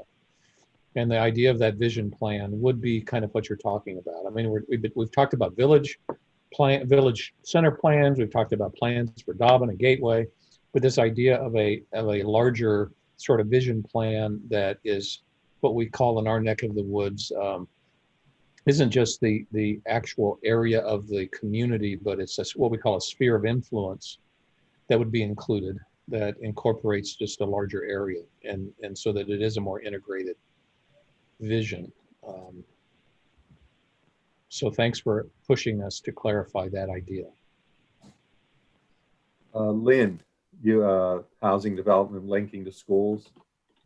Yeah, it has to go hand in hand, and as far as I see in our current economic situation, we're faced with not having enough money to build schools, and we're overcrowded in our county, period. So where are we going to, we put more housing in, where are we going to put these kids in schools? So there's something has to be said about that, has to link it up. Thank you. I mean, we do talk about, in doing village planning of being sensitive to its capacity, but it doesn't articulate it in detail as you just did, as its linkage to schools. And it seems to be, from what I've experienced in my short history here, that it's an afterthought as opposed to a real purposeful plan. Right, thank you. Are there charters? Is there much of a robust charter school program in Columbia? No, not that I'm aware. There's none. Well, how would you explain that? Has there been a need for it? I'm just saying they seem to be kind of across a lot of the country. They seem to have pretty robust programs. I don't think there's ever been a need here for it. People move here because of the school system, basically. A lot of that happens because they want to be in the school district. Okay, so the answer would be the school district is of such high quality that there is no need for charter schools, which one of their purposes is to improve the quality of education. Okay. Well, it goes beyond that. There are some private schools for people who want private schools, but there's really no need for the county to do charter schools because all the county schools are pretty good. Great, thanks. Bryn. Yeah, so I think this was really just a question. We talk a lot about kind of higher density housing, and I know we had that entire presentation on housing, so I probably need to go back to it, but I just didn't know what the market is for that higher density housing. Is that millennials? Is that, like, are there categories of people? Like, if we think about the vision of who we're trying to attract to Columbia, are the people that we're trying to attract to Columbia looking for that kind of housing. So and I'm not sure that's something we can answer tonight, but I was just curious as to, with all the data we have, if there's information that talks about what different types of housing are attractive to different communities of people. I would throw in just my observation of what's going on in other communities, and also thinking back to Aaron's presentation. And when you have a housing shortage, it tends to focus. It tends to kind of address all segments of housing. The greatest shortage tends to be in sort of mid-price housing, what we call workforce housing, and that tends to occur in higher densities. And what the communities like Woodlands and Irvine are thinking about these days is, how do we draw in young families without kids, or just having kids that are taking new jobs, because there's a strong job market here. And they're actually looking for that. They're looking for higher density housing with a reasonable price point that's close to things they need in walkable districts. If you look at the Gen Xers, the Gen Zs, the millennials, there's a very strong alignment with their desires and these higher density housing. And typically higher density housing isn't, all that cheap. It's cheaper than single family, but it's still, you have to be, have a reasonably good job to get into it. All right, I had a conversation or a comment from Ginny, but I also wanted to put out there if maybe some people we haven't heard from, if you have want to chime in or have an opportunity to say something. But let me go to Ginny, and then if there's some other folks that we haven't heard from, that would be great. Okay, to follow up on the issue of where the children are going to school, we're talking about Snowden, Dobbin, and Gateway. Frankly, I'm not saying I'm opposed to the idea of redevelopment there. I'm just trying to figure out where you're going to do it with all the development that's already on Dobbin and Snowden. Gateway seems like a more logical area. But where will the children go to school, and what will the impact be on the farm rates? Keep in mind, you're talking about the area east of 29, where I believe most of the affordable housing has been located over the years. The second thing is, so that's an issue that nobody's connecting, is the farm rate in the schools and that issue. The other thing is the decentralization policy that you have there, which I think makes a lot of sense. And I don't think it's a negative, but I don't think we have affordable housing all over Columbia. I think when we look at, again, east of 29 and some villages west of 29 is where most of it is concentrated. And is that fair? Is it fair to both the residents of some of the affordable housing areas? And is it fair to the school system, et cetera? So decentralization makes sense, but that would require maybe some rethinking some apartment complexes now and recreating what they could be. And that could be very positive in terms of the tenants as well as the community. The third thing is when we say you can't do, and I will only say this once and I'm going to drop it, but you cannot do affordable housing or mixed use housing out in the western part of the county. It's just not true. Around, I think it's 97, across from a golf course, years and years ago, the county approved Ryland or Ryan, I don't know which homes, but some are single family and some are townhouses. They're supposed to be 55 plus, so they approved higher density than normally would have been allowed in that land, and they approved a water and sewer system. So it's been done in the rural areas. I'm not saying that's a great project. I'm just saying it's been done. Thanks. Thank you. I'm going to hit Jansen and Brad had some comments. We haven't heard a lot from you. So, and I know Ann's been answering some of your questions, Jansen, but it looked like you had another one. And if not, that's fine. No, Anne's been answering the majority of my questions. I mean, I understand with this whole concept of ADUs.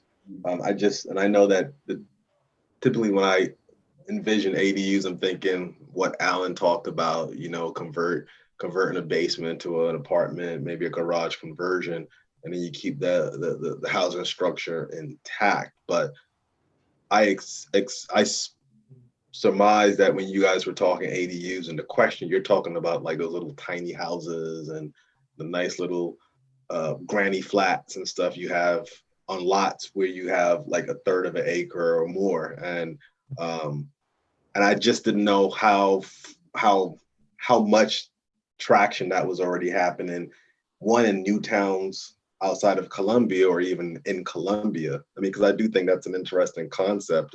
But that becomes more like temporary housing.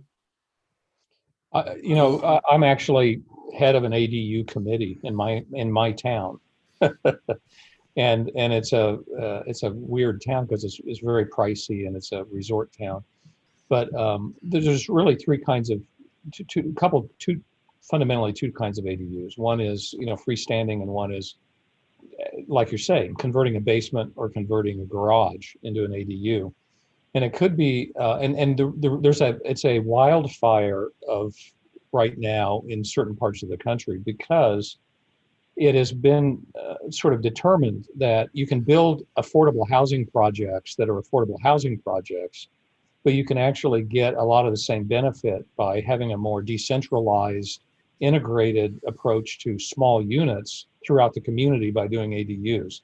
So it's actually seen by some communities as a less impactful, more socially equitable approach to affordable and mid-price housing. Because ADUs, because they're small, they tend to be fairly low cost, and they tend to be for singles or for couples without kids, or for and also for seniors. I mean, in our community, we have a very much an aging population, and ADUs are seen as getting two out of one, and that is a senior can convert a garage or a basement or even build a freestanding unit, create a cash flow which supplements their income, their Social Security and so forth, and also provide a place for a single or a moderate income service worker in the town, so they don't have to drive an hour and a half to get to work in a restaurant or work at the grocery store. So it's seen as kind of a solution. What I'm hearing a little bit is, one idea, and I'm not sure I like it, but it is an idea, and that is be supportive of ADUs if they don't actually, generate additional building structures on the lot. In other words, focus more on conversions, rather than, additional units. The sizes of your lots are a lot larger than a lot of other communities that do ADUs, but that could be a middle road. So Steve, what controls ADUs in general in the county is the county zoning code. And what that says, and it's a fairly liberal ADU code as these things go, it allows you to build a unit, but it has to be connected to your house right now. And there's a limit on the square footage of that unit. What Montgomery County has done, for example, recently has allowed people to build a unit that is disconnected from the house. Obviously, you can build it above a garage, and has relaxed the square footage constraint as well. So the real issue is, in the end, whether the county should become more liberal about it. And I don't know if their current housing plan draft addresses it or not, but it may well. Okay, thanks, Ori. We have a lot of, it's 8:50. We want to continue with transportation or focus on some more conversation on housing? And can we go past our time tonight, or are we locked into stopping at 2 hours? I mean, we're not locked into anything, so we could go a little further. I mean, this is a great discussion. I would like to, I mean, my fantasy scenario would be to get everybody's comments on this up till the hour, and then go into transportation if folks can stick around for another 20 minutes or so. Yeah, and we have a lot of comments in the chat that we're recording, and we have the ability to save. Is there anyone in the chat? Let's see, Lynn, Paul, that want to speak to what you wrote in the chat? Brad, you had something earlier. Sorry, I passed over you. Yeah, that's okay. And actually, I'm glad it took a bit, because Lynn made a comment that touches on exactly what I was getting at. My question, or my question and comment together, I guess, were on what higher density means, because there was some back and forth on, is higher density what people are really looking for? And I think Lynn kind of answered from my perspective what my demographic is looking for. I'm right smack in the middle of the demographic she's talking about. And it's not that we don't want space, it's that we do want services, right? And we want walkability and services and all the things that go along with that, and recognize that prioritizing that over space is a cost constraint. And so it's, you know, with that, you know, apartment flats that rent for high prices, like are going up in downtown, are probably a non-starter, but we're in higher density developments that are maybe on the periphery of that are maybe single family attached, or some other, you know, some other form that's not single family detached, large lot, cul-de-sac type development, because we do want that kind of walkability and service and somewhat urban feel. So I guess there's you know, variety to what might be considered higher density, and the reasons for desiring that is all I was getting at. Okay, great. Thank you, Brad. Sure. Andy?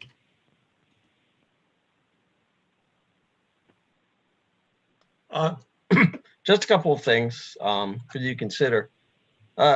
In Columbia, with the Newtown zoning for single family lots, there's a max coverage provision.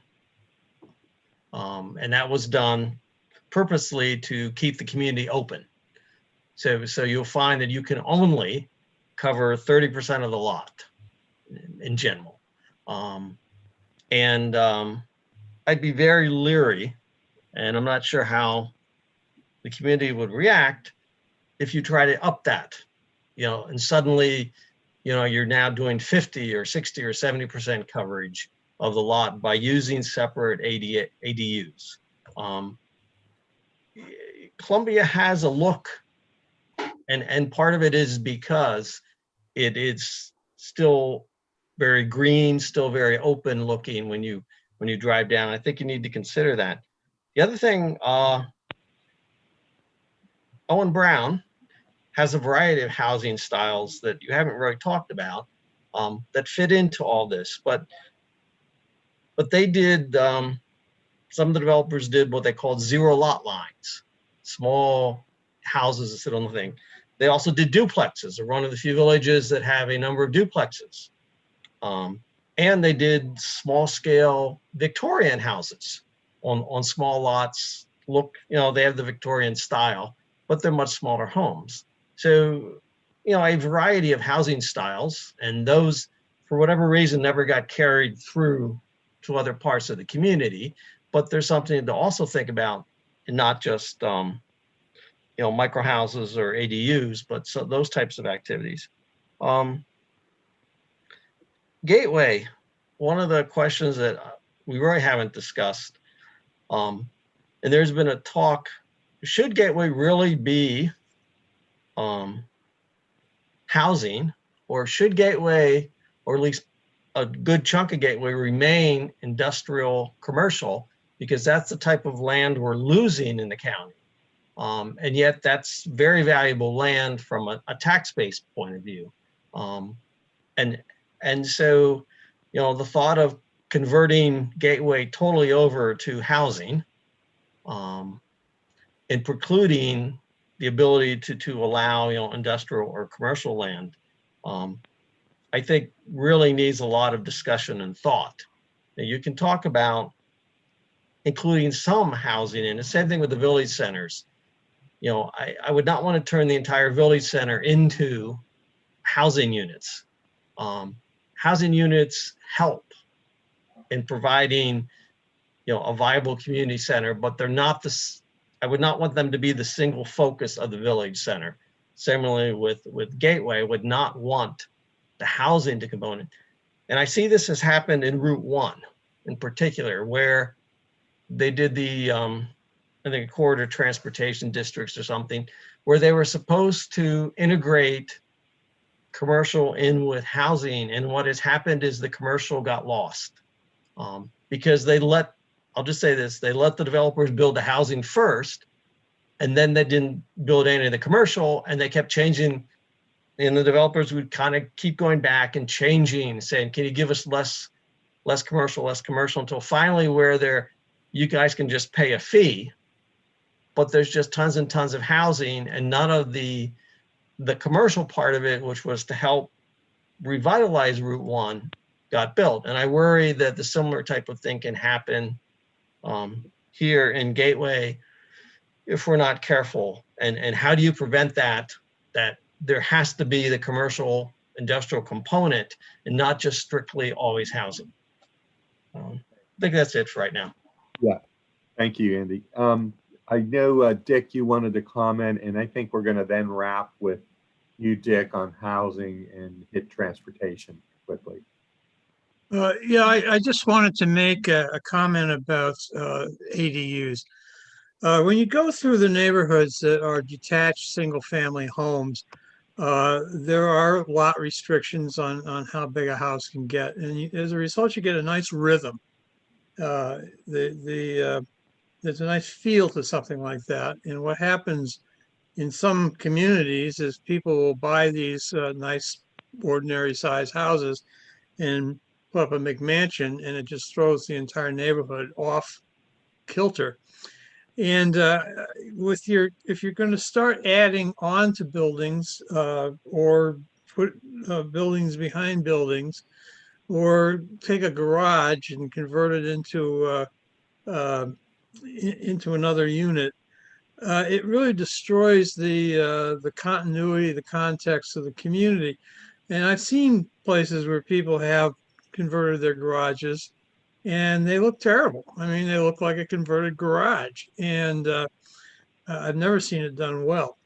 So I'm just very reluctant to get into that area where we start putting in ADUs. I also have seen some situations where some of the village racks have allowed people to increase their coverage, to put in a sunroom or something else. And sometimes it's quite a large increase.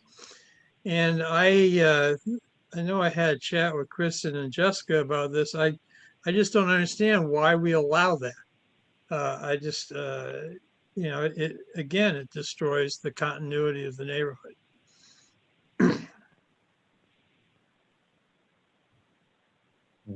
Thank you, Dick. Steve, did you want to respond or move on to transportation? The only comment I would make, I'm not on Dick's comments, because I think they're well noted. I think when we talk about Gateway, I think the vision that floats around in our minds is something that is multi-use. It's not all housing, and because one of the principles of redevelopment of a mixed-use project these days is finding a mix of uses that minimizes the impact on local roads. And the way to do that is to get a reasonable sort of mix of jobs, housing, and retail services on the same site. And Gateway would be a perfect candidate, for that. And so I think in terms of doing some vision planning, as we've put in some of these policies, that would be the exact kind of thing that we would want to build into it. But there is a reason why you see these developers all pushing for housing, and because I've been involved in a couple of major redevelopment projects and planned them, and they've been built, is that housing tends to pay the bills. For a developer, building housing tends to be the strongest cash flow component of the project.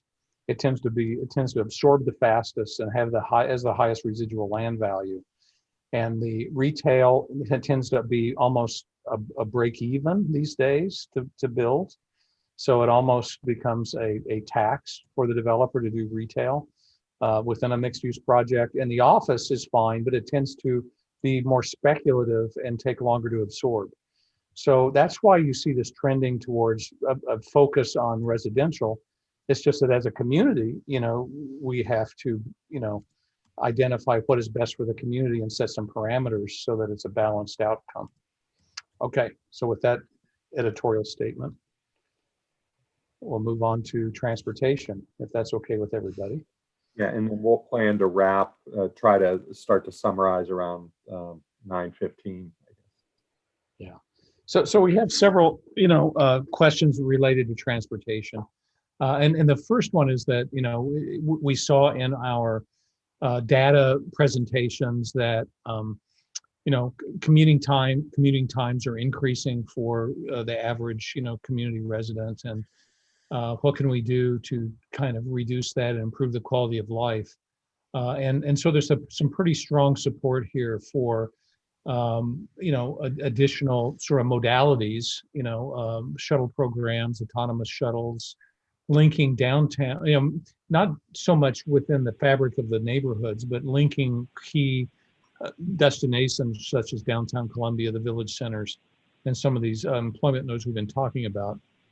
And also, other mobility sort of progressive programs such as mobility hubs and MOS, Mobility as a Service program. And these are high-tech app-oriented programs that allow people in the community to be able to organize multimodal trips using 2 or 3 different modalities to get to key destinations with a single payment. Very high-tech stuff that's being developed in a number of other master plan communities. So we created a policy that kind of wraps around all of that. Sort of just saying, let's really try and explore and push the county to explore a lot of these very advanced technology-based, systems. And then we talk a little bit about bus rapid transit and how can we get a more transit-oriented fabric, urban fabric. And it wraps around to what we've already been talking about, and that is we have downtown Columbia, we have Gateway, we have these other sort of corridors which are a little bit more problematic because they're more chopped up and don't have kind of the scale that the Gateway has. But the idea is that, yes, if we can sort of create transit-oriented developments in those locations, they make transit more feasible sooner, I guess is how I would say it. And so we've created a couple of policies that sort of wrap around that and say, if we can create some transit-oriented developments in those locations, we really achieve 2 things. One is we create districts that are walkable, where people theoretically can walk, shop, and work without having 2 cars. And we found in some of our other communities that, this idea of how do you set it up so a young family only has to have 1 car? Because if they only have to have 1 car, first of all, they have more money to spend on housing and other things. And so we unbundle parking in the project so that, there's an incentive for them to have 1 car. But to do that, you have to provide you have to have a walkable district and you have to have other transit modalities.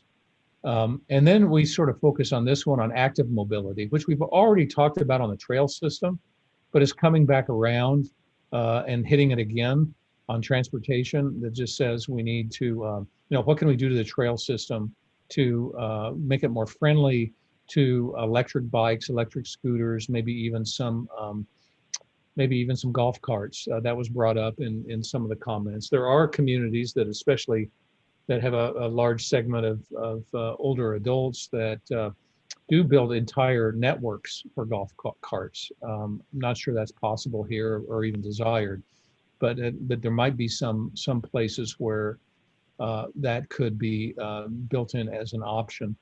And then there was and this gets back to the debate we had earlier about what's CA and what's county, because there were voices that said, we should have the county at least share an expense of some of these systems. So, that needs to be parsed out.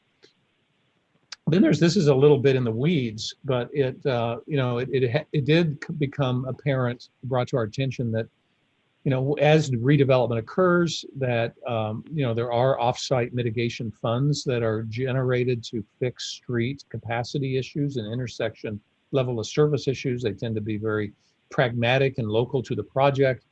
And but if we want to get away from just street widening and intersection improvements and invest more in these more progressive modalities, we should restructure those mitigation funding mechanisms to where some of it can go to larger community systems. There seems to be a lot of support for that idea. And then I think this is the last one. As we're talking about adding over time, evolving the community with more housing and more office in some of these redevelopment areas. Is that just going to create more traffic, and we're going to have to expand the road system to account for it? And this is an idea that says, look, the future of transportation is so kind of up in the air, so to speak, based on autonomy, based on post-COVID working patterns. Let's just not let's break out of historic and conventional ways of dealing with additional development and think more about have a little bit of a wait and see, or at least test out other scenarios based on emerging trends in transportation before we just start adding lanes and spending a lot of money on street widening. So those are our policies, and so open for discussion on those. There's a lot of comments back and forth on golf courses or golf carts and okay, colder climates versus warmer. They're prevalent in Florida and the warmer climates. Ann mentions the use of them for service vehicles in the Northeast, but are you familiar, Steve, with some that are used or extensive networks in some of the colder climates? And so can't say that I can. I'm not going to claim to be an expert on it and know all the projects. I mean, obviously they tend to be more in retirement communities than in all age communities. We have an all age community here. We put it in because it was brought up, in the questionnaire. There was a trend a while back on NEVs, neighborhood electrical vehicles, which are actually more than golf carts. They tend to be, that you can drive on public streets with speeds less than 25 miles an hour. That was thought that it was going to be a huge trend. It didn't really catch on. No, I think those points are well made.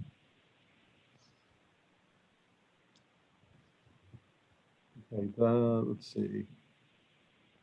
There weren't any other chat comments other than related to golf cart. Did anyone have any other comments related to the transportation issue or questions? Yes, I'd just like to say about golf carts. They just remind me of those awful retirement communities down in the Southeast. It seems to me that we should be encouraging people to walk if they can't bike. And if they absolutely cannot walk, they could get a motorized wheelchair or something. But this idea of people on our trails driving around in golf carts just doesn't cut it.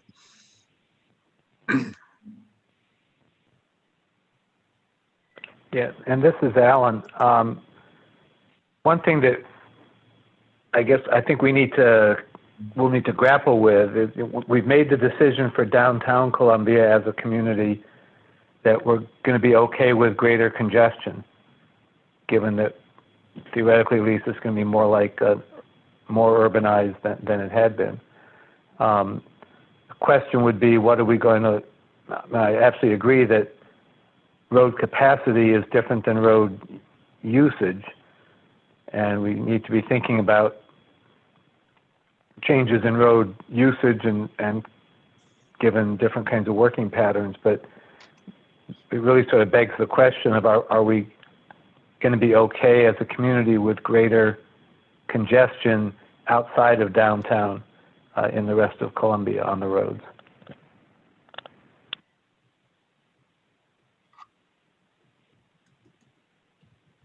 Great, thank you.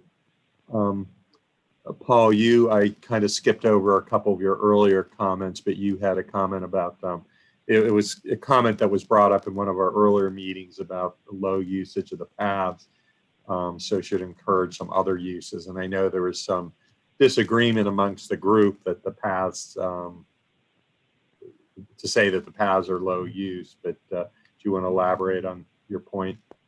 Yeah, the major use that I see is around the lakes. The rest of the path system is basically underutilized. I think Jane Debner did some cordon counts on the pathway systems, and they, if I remember right, they typically showed low usage. And that's why signage was put in. But the other real issue, because of the way a lot of these paths are done, people don't feel safe on them. And that's why getting more people on them through whatever means, be they bikes or whatever, so that people feel that there's other folks around, so it doesn't become a safety issue. I mean, we have the county, I think they run 6 or 7 bike-mounted policemen on our pathways because of the safety issue. So, we're spending like $12 to $14 million a year for pathway and pathway maintenance and replacement. And frankly, I don't think we're getting the bang for the buck that we should be getting in terms of usage. My comment. So Paul, what would you do about that?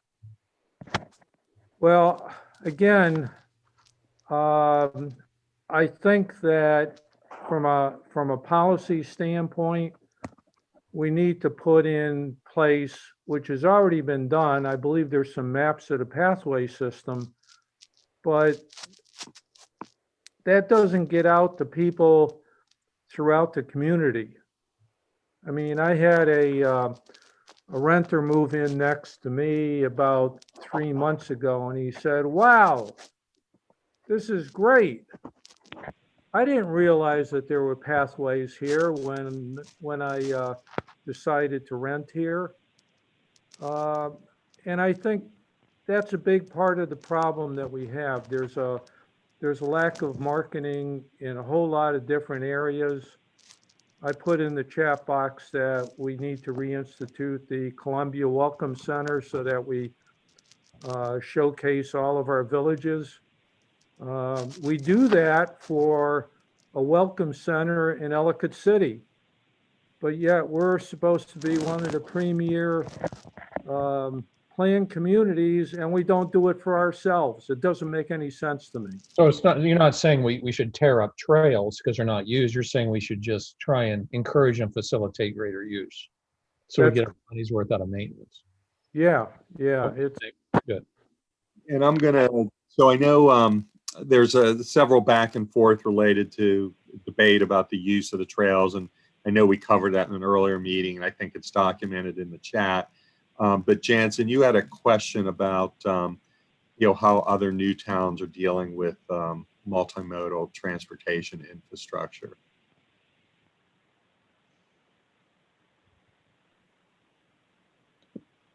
That is the question? Or... Yeah, and I was just answering it. That is the question. And do you want to just maybe share that answer with us? Yeah, it's better done in Europe and in Asia, but there are examples in the US where multimodal transportation is used. There's a new town in Utah, for instance, on their light rail line In Colorado, there's an example, and there are a lot of the new towns, particularly actually in the western side of the US, do better with either light rail or bus systems and so on. Steve, you can probably answer this too. Well, I'm working on a community right now in Texas that is, the whole focus of the community is on connectivity, and we're just designing the entire master plan in a manner that you can get from any place in the community to any place else without barely crossing a street or seeing a car, and then using multiple trail types, as many as 3 different trail types within a corridor to allow, full comfort and safety of different speeds and different modalities. And when you're starting with a blank canvas, it's easier, right? And although, really Columbia isn't that much different. I mean, the corridors, the open space corridors and the trails you have provide incredible connectivity. This policy that we're trying to craft that, I don't know how it gets paid for. A lot of this stuff is like, how do you pay for it? But you got to at least have a vision, right? And that's what we're doing here. And this idea of really focusing down on usability and frequency of use to key destinations, and relooking at certain segments to where there's greater safety for different modalities. That's part of what we're trying to set up here. The other part of it is, this idea of shuttles, autonomous shuttles. And also, we worked at the Irvine Company with a contract with Lyft to develop a customized system, on-demand system in certain parts of our community to help reduce transport traffic impacts and allow people to only have one car. We mentioned that earlier, but we really haven't followed through on that in our policies yet. Steve, very, very, very quickly. Thank you, Ann, for answering the question. And you mentioned Europe, and Steve, you said it would be easier in a blank canvas. Well, and that's what caused me to even ask the question in the first place. I've visited multiple times Stockholm, Copenhagen, Amsterdam, and I see these infrastructures that have the pathways of various speeds, as a pedestrian, I've almost got hit by cyclists multiple times, but I see that these occurred in cities that are, I'm not going to say they're ancient, but they're centuries old. So I don't know if it has to be a blank canvas, whereas Columbia is an infant compared to these cities. So I think this is something that is, it's necessary and it's possible. Oh, they happen in lots of new cities too, honestly. So it's not so, and actually not that Columbia's that new, but Columbia did have some kind of reasonable transportation system to start with, which has a particular philosophy, but it's definitely not impossible to retrofit some multimodal options into it. And then I wasn't saying it was. We have policies written in here that do exactly that. I was just making the case that it's easier with a blank canvas than retrofit. Yeah. No, but I was saying to Jansen, you don't have to be Amsterdam.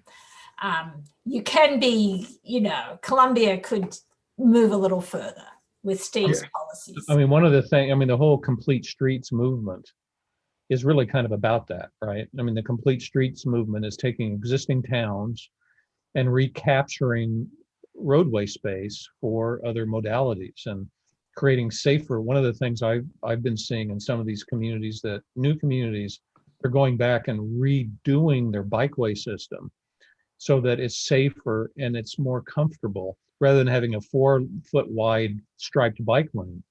You have a 5-foot wide with a 3-foot buffer, so that it's really safe and comfortable to use, with better signage, redesigning intersections for safer crossing. There's a whole renaissance in bikeway design right now that's sweeping the country, but there's a trade-off you make on these things, and that is you end up often losing conventional travel lanes, for cars to capture the space. Yeah, but wouldn't the positive externality of that, of losing these extra traffic lanes, is that while it may cause quote unquote more congestion, it also slows down the traffic speed. And that's the argument. Yes, there's a very strong school of thought and a philosophy on complete streets that is very controversial, because it you have those that don't want to lose capacity and those that want to shift the character of the quality of life, in the community. Tom, can I make a comment on Alan's point earlier? Yes. Alan, I thought, raised a very good point, and that is we keep talking about the need for housing, and also it's not just the need for housing; it's really keeping the community alive and generating and evolving over the next 50 years, so it doesn't go static and stagnant and lose its tax base and so forth. But how do you, when you do build housing or more office in these projects, how do you deal with the traffic impacts? And I just want to sort of paint a broader picture and say that there's a real balancing act in all of this. That when we talk, you'll notice embedded in our discussion about additional housing, it's not just go build additional housing someplace. It's like, how do you do it mixed use, multi-use, pedestrian districts, where you allow people to survive at least a little bit better without a car, and you have what we call a higher level of internal trip capture. And not only do you have a higher level of internal trip capture, which means you have less impact on the external street system, but you also create the opportunity of creating transit nodes that facilitates a higher level of bus or BRT or autonomous transit, whatever it is. And so it's all part of an interlocking equation. Now, the issue with that interlocking equation is you still have traffic impacts, right? They don't go away. When you build more stuff, you have more cars on the street. The secret is, how do I balance other social goals by creating more housing and mixed use and higher quality of life living environments with the least amount of traffic impact? And versus just doing it willy-nilly and having a worst case scenario where you have the most amount of traffic impact. So you kind of have to buy into the idea of, we want to meet these other social goals, but do it in a manner that has impacts that are as modest as possible that we can live with. Okay, that's great. I know Anne's answering some questions in chat, but I think we want to start to wrap up. Ori, did you want to talk a little bit about the general plan update exercise? Sure. Just very briefly. We're hoping we can borrow a tool that the county's consultants are developing for general use and ask all of you to play it. It's a development allocation game where you put a pin, it's a computer-based game, you put a pin which represents a certain amount of housing or a certain amount of commercial on a map in a place, and you've got a number that you can allocate, and then it produces results which can be aggregated, and then we can see spatially what these ideas, principles, and things we've been talking about could result in. And that could be useful for us to look at. It could also be useful for the county to understand if there's a general idea that CA leadership wishes to support. So we're talking to them about being able to do that, not clear exactly when and how, and the goal would be to do it the week of the 26th, perhaps, brief you all via video and have you do it, but it's still a work in progress in terms of whether we can aggregate it geographically and whether it can give us the data we want. So more to come. Sorry. So on the next step slide, so we have, if you got this presentation in advance or you look at it after the meeting, we have on there the week of October 26th through 30th for that game. But as Ori said, it's still a work in progress, so those dates might not be set. But the idea is, say that does occur, then our next workshop is scheduled for November 5th. We will have their discussion on redevelopment and governance with some draft policies related to that. We would also have Dawn Elliott would be attending, And Ori, that was the 7 to 8 o'clock hour, or was? Gosh, I don't recall 7 to 8. I think so, but we'll have to let everyone know. I guess the question I was going to raise, Tom, was we likely want to plan now to go an extra half hour, and the question is that at the beginning of the meeting or at the end of the meeting next time. Yes, or yeah, split it. So we could we definitely need an extra half hour for the next meeting. Right. We could, start the meeting at 6:30 and end at 9, or end at 9:30. We got a vote. A couple of people are saying 6:30 on the chat so far. But we could start that next meeting. There's another step that I think we should consider, and that is, we got a lot of really good input on the candidate policies that we laid out there tonight.